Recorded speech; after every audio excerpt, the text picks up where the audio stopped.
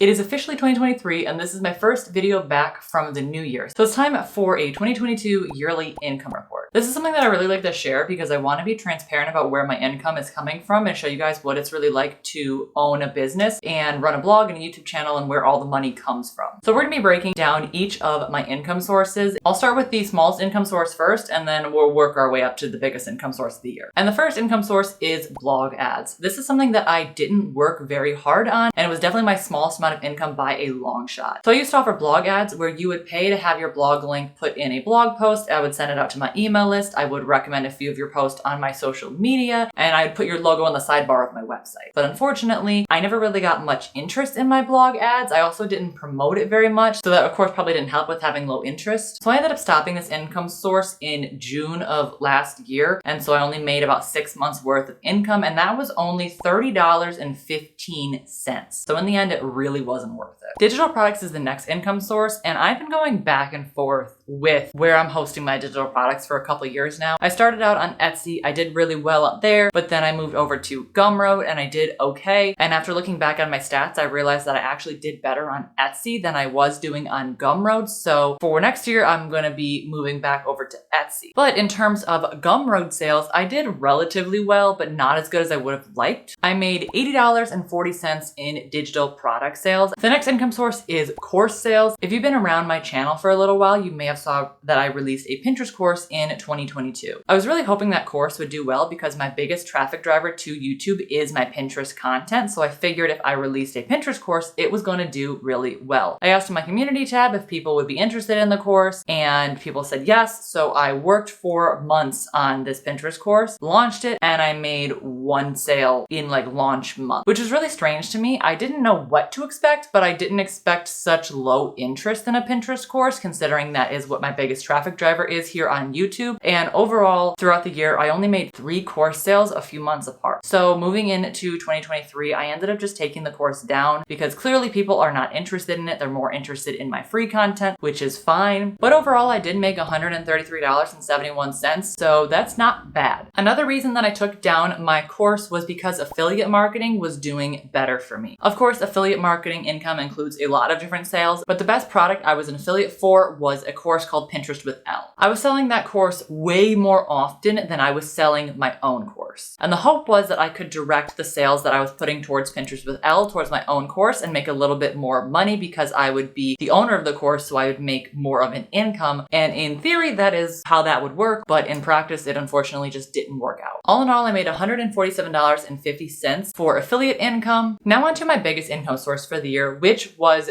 freelancing. As you guys probably know, I offer a few different Pinterest services like Pinterest management, pin creation, and I just added on Pinterest audits as well. And these have been doing well for me for years, pretty much since I launched them. I ended up making $1,303.87 in freelance services. And honestly, I could have done a lot better in freelancing. I definitely did a lot better last year, but I did take a break from freelancing so that I could focus on the YouTube channel. So that's kind of why that number is so low because last year it was definitely higher. All in all, I had a pretty good year with my business, but it definitely could have been better. I did a lot of testing things out this year, like Gumroad over Etsy, launching my own Pinterest course, and stopping Pinterest marketing services for a while so that I can focus on my own content. And unfortunately, a lot of those things that I tested just didn't work out. So the total income that I made for my business this year was $1,695. And at the end of the day, I am grateful to have made any profit in my business because there was a time where I was not making any money at all. So even though that is a relatively low number for me, especially for 12 months of income, I'm just happy that I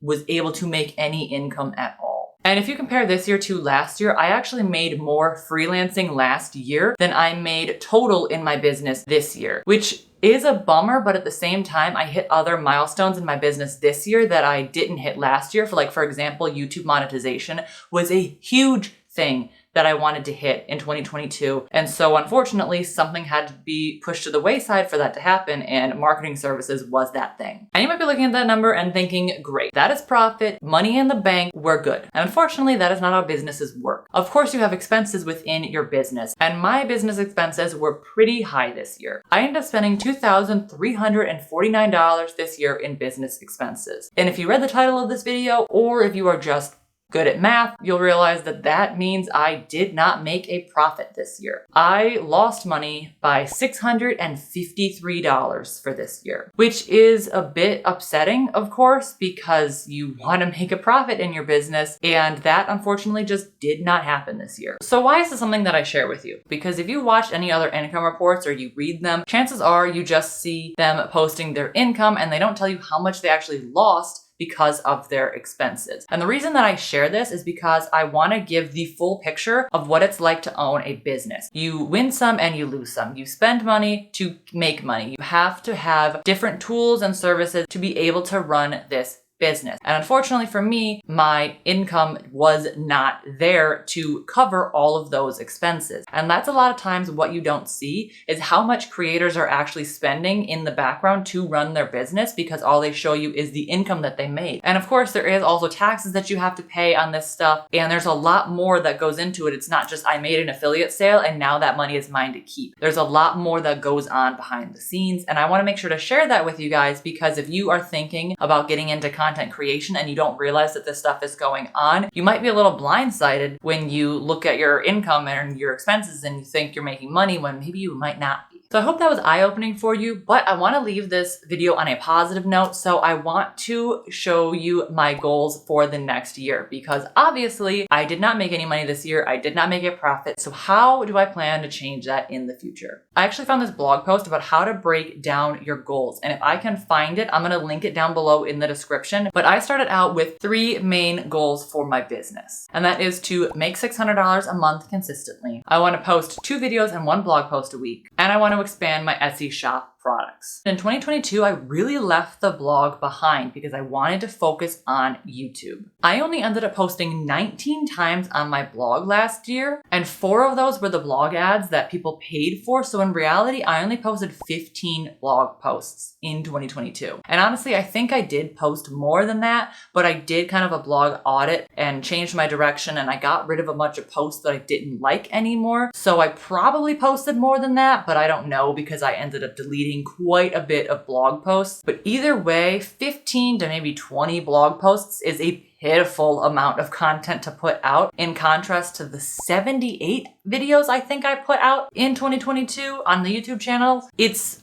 pitiful. So my big goals for the blog is to post 1 time a week. I want to change my focus a little bit from the how to blog content that didn't really do very well and move into more of a lifestyle personal development niche, which is something I've been trying to do for a very long time and just haven't got around to doing. And I also would like to get 10,000 page views a month by the end of the year, because then I can upgrade Azoic, which is my ad revenue, and I can make more ad revenue there. As for YouTube, I did really well on YouTube in 2022. I went from 1 video a week to posting 2 to 3 videos a week, because I realized shortly into the year that if I up my content, I will be able to up the amount of views and subscribers that I'm getting, so that I will be able to get monetized by the end of the year. So my YouTube goals for 2023 are to hit 3,000 subscribers. I want to make $100 in YouTube ad revenue every single month, because that is the requirement that you need to be able to cash out. And I want to be consistently posting 2 videos a week on the channel. The next thing that I want to show you is this Trello board that I have figured out. So I have a word of the year. I don't know if you guys have ever picked a word of the year, but I've been doing that the last 2 years, and it kind of is like, what do you want to get out of the year? Pick 1 word, and then all of your goals kind of revolve around that. It's basically a little sheet of accomplished goals, and then I just threw that on the top there. So I did January completed goals, because that way I don't have to have this looking all cluttered over here for January. I can just drag the goals over there when they're completed. And how you get it to look like this is you go over here to change cover,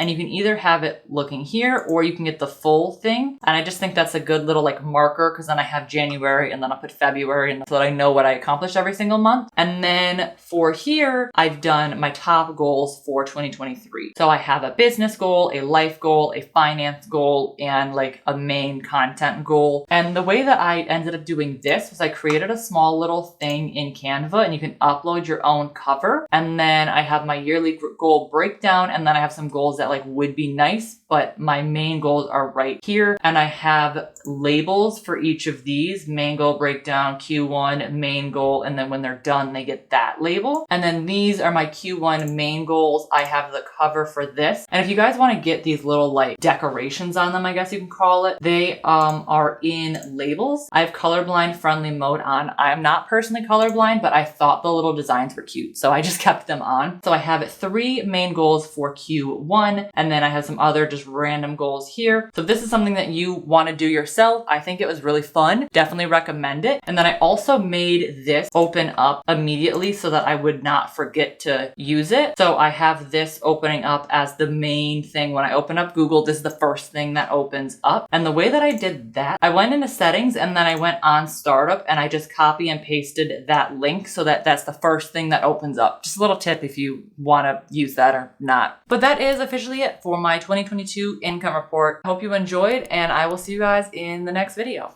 Bye.